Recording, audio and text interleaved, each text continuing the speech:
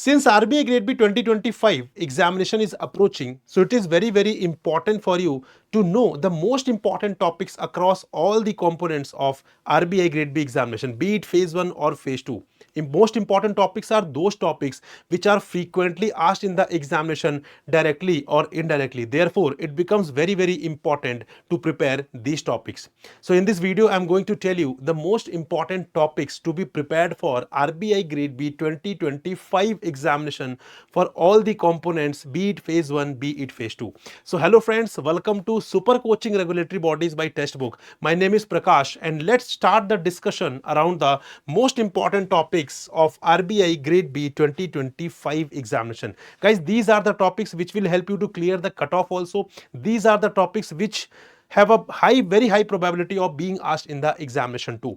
So let's start the discussion first with the phase 1. So here you can see the phase 1 general awareness, 80 marks of component here, right? So 80 marks of component, what are the areas that you have to prepare here? So these all are the areas like schemes, reports, RBI notifications, press releases and annual report, union budget and economic survey, ESI and the finance current affairs and other current affairs. Guys, the marks that are mentioned, वो कोई fixed marks नहीं है, that are based on the previous year trends, that can change also, right?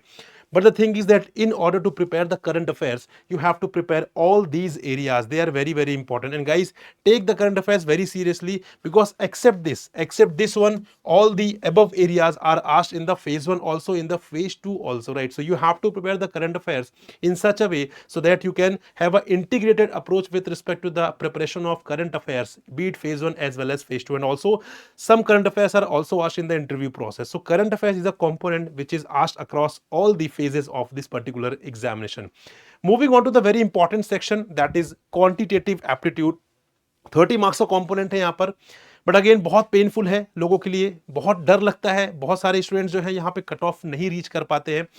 So I would like to tell you here, I will start कि most important topic से पहले it is important for you to know the cutoff, right? पहले cutoff देखते हैं, उसके बाद I will tell you the most important topics. So cutoff we will be analyzing since 2021. तो 2021 से if you see the cutoff of quant, so out of 30 in 2021 it was 6, then 4.5 marks, 4.5 marks and 7.5 marks. So 7.5 marks is the highest cutoff till now with respect to the quant section. अब एक चीज यहां पे सोचिए, 30 marks का component है, 7.5 will be the 25%. सो क्या आप 25% मार्क्स लेकर नहीं आ सकते हैं? The answer is yes, definitely आप लेकर आ सकते हैं. तो अगर इतना इजी है तो क्यों नहीं ला पा रहे हैं? Because you are having a wrong strategy, right? You are trying to cover each and everything, you are trying to cover all the topics. Guys, that is not required at all because the marks of quant, marks of phase 1 components will not be taken into the consideration for the purpose of your selection. So if anything is not taken into the consideration, then why are you focusing it on too much? क्यों focus कर रहे हैं? सिर्फ उतना focus करिए जितने में आपकी कट ऑफ क्लियर होगी, right? So what you have to do basically here, you just need to score 5% above the cutoff. So यहाँ पे अगर आप सेफ स्कोर देखिए, सेफ स्कोर अगर आप 10 to 12 मार्क्स आप देख रहे हैं, ठीक है, सेफ स्कोर अगर आप 10 to 12 मार्क्स का लेकर चल रहे हैं, so this is a completely safe score. यहाँ पे if you are scoring this marks in the quant section, guys, बहुत आराम से आपका कट ऑफ क्लियर होने वाला है. But the thing is again important question is कि क्या इतने मार्क्स लाने के लिए you need to cover each and everything, you need to cover all the topics? The answer is no, guys. Then what are the important topics? So guys, always play smart, right? You have to play smart in the preparation. You are not supposed to devote all your energy in the preparation of phase 1 only, because phase 2 and interview is the game changer here. इसका ये मतलब भी नहीं कि phase 1 छोड़ दिया जाए. अगर फेज 1 क्वालिफाई नहीं करेंगे, then how you would be appearing in the phase 2 as well as interview. तो the thing is everything is important, but यहाँ पे you have to make a right strategy, because ultimately just need to clear the cut off phase 1 and after that you will be appearing in the phase 2. Right? So यहाँ पे what are the important areas, what are the important topics under this section through which you can easily score 10 to 12 marks? So these are the topics, guys, that you have to prepare. That is simplification, approximation, number series, quadratic equation, basic percentage, ratio and proportion, data interpretation, partners and ages, interest, profit and loss, time and work, and time and distance. So these are the important areas. मुझे कैसे पता है? After analyzing the previous year papers, right? I have been associated with this guidance program for last 5 to 7 years, right? तो मुझे सारी चीजों का idea, क्योंकि I have analyzed the previous year paper. You also have to analyze the previous year paper, right? So these are the important topics which you have to do. Rest all topics you can leave, ठीक है? सारे topics के लिए मत जाइए. सब कुछ पढ़ेंगे तो आपको यहाँ पे 100 out of 100 लाने का टारगेट नहीं रखना चाहिए. ठीक है, ऐसा नहीं कि आपको यहाँ पे 30 आउट ऑफ 30 लेकर आना, that is not required, that is not desired and that is not possible too. So make a practical strategy, make a practical target which you can easily achieve, और उसमें बहुत ज्यादा एफर्ट भी ना लगे। So do these topics in the quant section and believe me, you would be able to clear the cut off by a very good margin. Moving on to the reasoning part, very important, 60 marks of component hai, 45 minutes are given for this particular section, right? First of all, let's see the cutoff, then I will be telling you the most important areas. So cutoff of reasoning section, you can see out of 60, it has been 12, 9, 9, 15. तो आज तक का maximum कितना है? 15 ही रहा है यहाँ पर। 15 is again 25% of the total maximum marks of this section. तो क्या आप 25% मार्क्स नहीं ला सकते हैं क्या? आराम से ला सकते हैं, बिल्कुल आराम से ला सकते हैं। तो क्यों नहीं ला पाते हैं? क्योंकि हमारी स्ट्रेटेजी गलत है। हम कोशिश करते हैं कि हम सब कुछ कर ले, हम पीएचडी कर ले रीजनिंग में, but guys that is not required. once you become RBI grade B officer, ठीक है, first of all you have to become RBI grade B officer. Once you enter into RBI as a RBI grade B officer, after that whatever you want to do, you do. No one is going to stop you. You want to do PhD, do PhD, right? No one is going to stop you. But right now the priority is not to do PhD, rather the priority is to clear the examination. So you have to be very clear with respect to the priority. So priority is very clear here. Priority is very important, that you just have to clear the cutoff, right? So what should be your target? You just need to score, just need to focus on scoring 20 to 22 marks maximum, ठीक है, मैं बहुत ज्यादा बता रहा हूं, 20 to 22 marks if you are scoring here, if you are making the target here, then guys that's a completely safe score. कुछ questions गलत भी होंगे आपके, तो आप कट ऑफ के आसपास डेफिनेटली, कट ऑफ से 3-4 मार्क्स आपके ज्यादा होंगे, but that is very important guys. आपको अगर पहले से टारगेट आपने सेट नहीं किया है, then it becomes very difficult for you, because वो रैंडम चीज, अंधेरे में तीर चलाने वाली बात होती है कि हम बस कर रहे हैं, हमें पता नहीं किस टारगेट को हम अचीव करना चाहते हैं। So always have a target, beat phase 1 cut off, beat phase 2 cut off, beat subject wise cut off in the phase 2। So always have a target, always set a target based on the कि cut off क्या रहा है over the period of time. So in order to achieve this much marks, in order to target this much marks, do you need to cover all the topics? Again the answer is no. That is practically not possible to attempt all the question, right? That is not desired at all. So what are the important areas that you need to cover here? So these are the important areas here, that is coding, decoding, syllogism, inequality, direction sense, blood relation, machine input output, then ranking, alphanumeric series, data sufficiency, right? Along with that, critical reasoning, you can see that's a very important area. यहाँ पे one thing you need to keep in mind, puzzles and seating arrangement can be left. तो जो puzzles and seating arrangement है guys, उनके चक्रव्यूह में मत फंसिए, क्योंकि यहाँ पे अभी आप प्रैक्टिस में जरूर यहाँ पे अटेम्प्ट कर लेते हैं, लेकिन सोचिए अगर इन द एग्जामिनेशन देखने में हमें लगता है कि यार we can easily solve it, but वो एक्चुअल में क्या होता है, हम उसे सॉल्व नहीं कर पाते हैं कई बार। I am not saying every time, but sometimes we are not able to reach to the right answer, जो कि हमारे लिए बहुत ही दिक्कत वाली बात है, कि it will take around 8 to 10 और 12 मिनट्स। तो अगर आपका इतना टाइम निकल गया तो आप ऑलरेडी बहुत पैनिक में आ जाएंगे। सो बेहतर है स्ट्रैटेजी बनाइए that I will not attempt the puzzles and the seating arrangement question, मैं इसको अटेम्प्ट नहीं करूंगा, ठीक है। अटेम्प्ट दिस, इनकी हेल्प से you will be definitely clearing the cut off, right. So अगर यहां पे क्लैरिटी है कि मुझे क्या करना है क्या नहीं करना है, then that would be very easy for you. होता क्या है, हमें लगता है कि 45 मिनट्स में I have to attempt all 60 questions. Is that desired, guys? No, that is not desired at all, that is not required at all. You are not supposed to do that, ठीक है। Make proper basically यहाँ पे plan that I have to maximum attempt 25 questions, maximum, I am saying maximum I have to attempt 25 questions in the reasoning section। उसमें से 2-3 गलत भी होंगे, so you would be around 20 to 22 marks के आसपास आपके आ जाएंगे, right? चलिए, moving on to the English section, again यहाँ पे 30 मार्क्स का कंपोनेंट है। You see the cut off here again. तो इंग्लिश सेक्शन में यहाँ पे देखिए 6, 4.5, 4.5 में 7.5, ठीक है। तो यहाँ पे 2024 में बेसिकली कट ऑफ जो है, सेक्शनल कट ऑफ सबसे ज्यादा अगेन वापस से आ चुका है यहाँ पर, बट यू सी 25% अगेन, ठीक है। 30 का 25%, 7.5 मार्क्स। तो क्या अगेन आप यहाँ पे नहीं ला सकते हैं? आप बिल्कुल ला सकते हैं, ठीक है। What should be your focus? यहाँ पे फोकस तो आपको ये रखना कि आप मैक्सिमम 10 to 12 मार्क्स आपको लेकर आना है, ठीक है।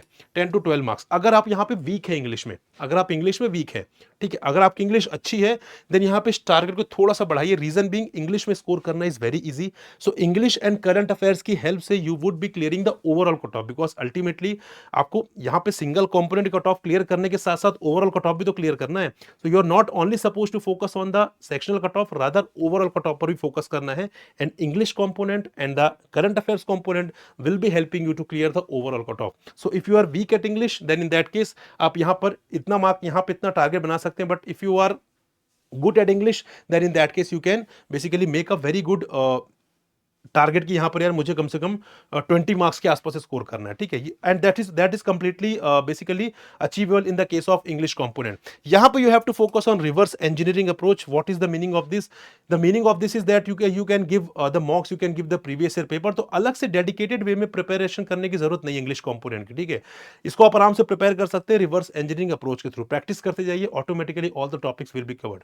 But still if someone wants to prepare, no मुझे करना ही करना है, so these are the important areas that you can cover in the English preparation: reading comprehension, double fillers, sentence word rearrangement, close test, error reduction, and sentence improvement. So these are the areas, these are the topics in the English component that you can cover in order to score the clear the cutoff and score decent marks here. Right, then moving on to the phase 2 component guys, phase 2 component की तरफ बढ़ते हैं, very very important, and this is the area where you actually have to hard work, right, क्योंकि यहाँ पे the marks of the phase 2 and the interview will be taken into the consideration for the purpose of your selection.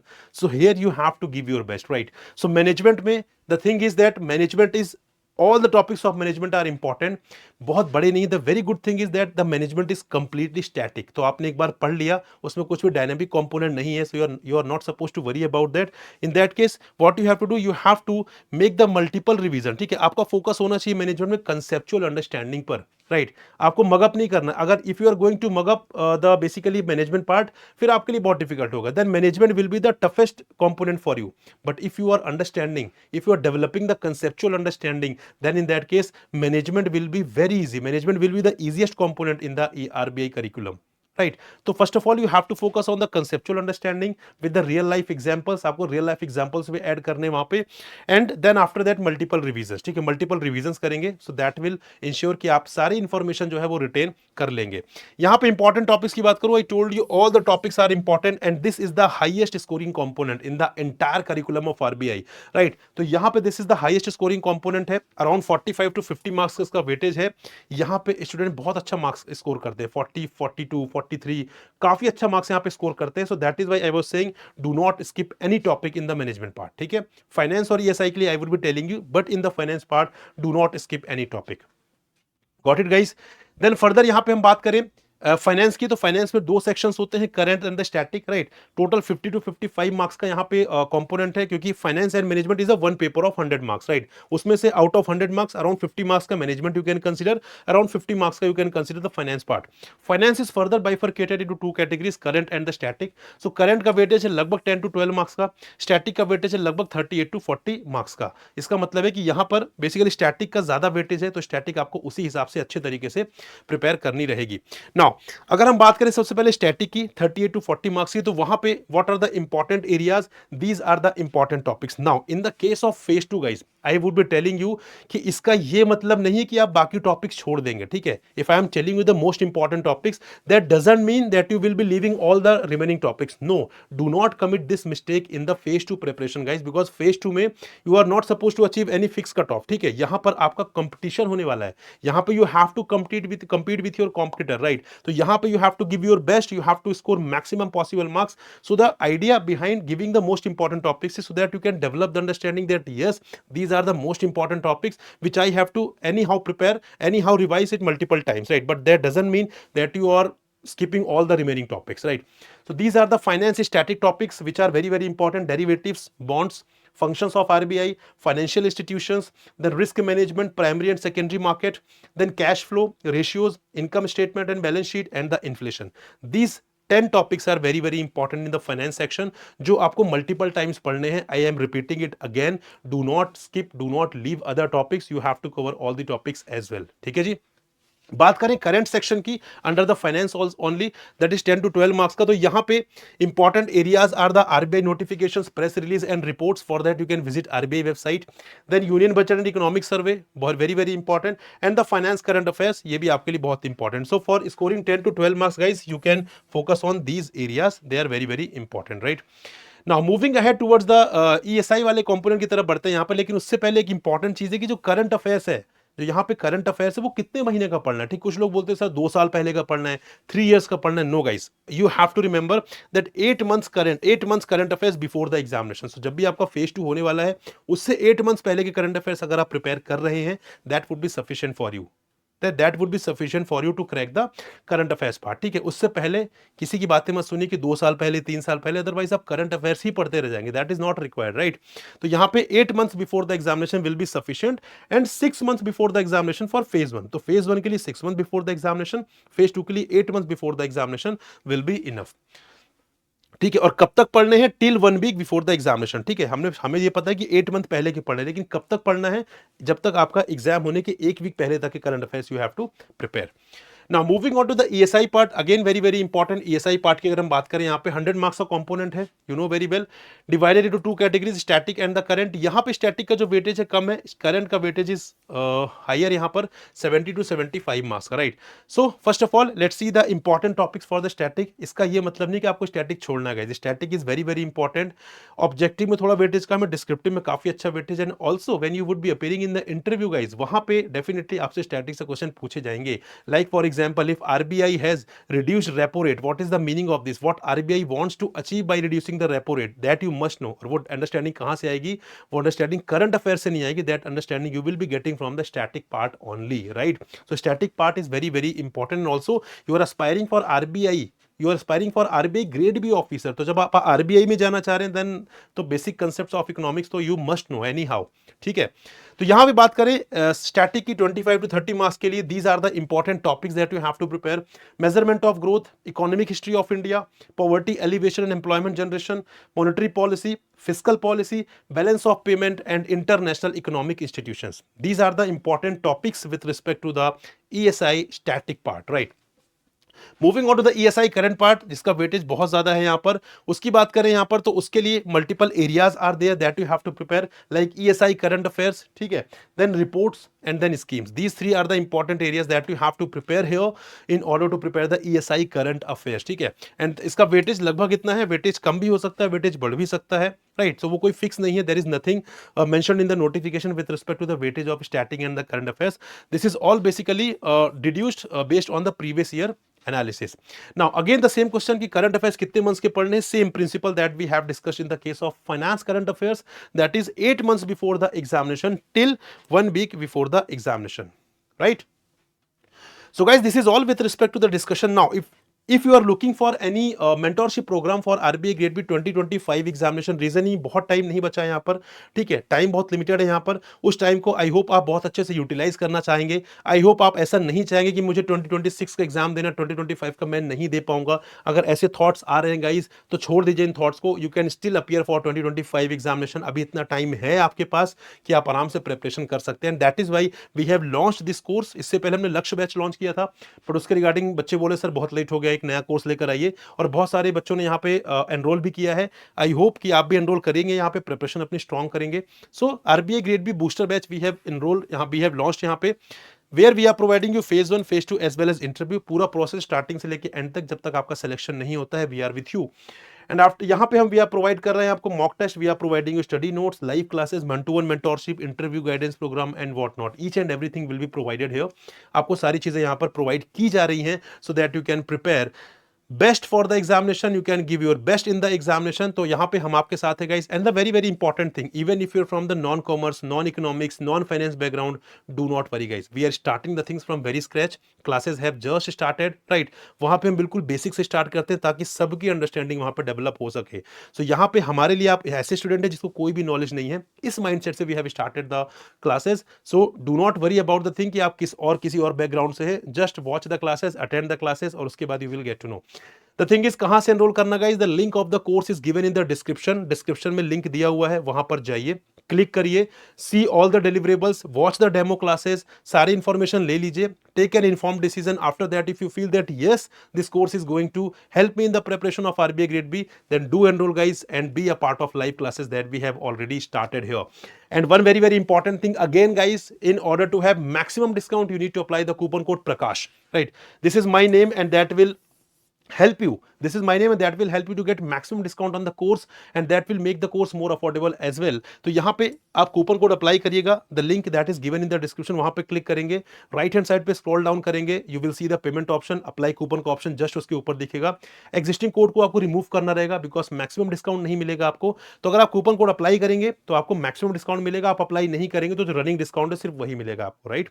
I hope you understand. So remember my name, remember the coupon code and also do join the telegram group. This is the telegram group through which you can be in touch with me if you have any strategy doubt, if you have any content doubt, or if you have any doubt, you can just ping me on this particular group. I'll definitely be taking care of your query. So guys, this is all with respect to the discussion. I hope you enjoyed the discussion. So we'll meet in another informative video. Till then, goodbye and happy learning guys. Vande Bharat and all the very best.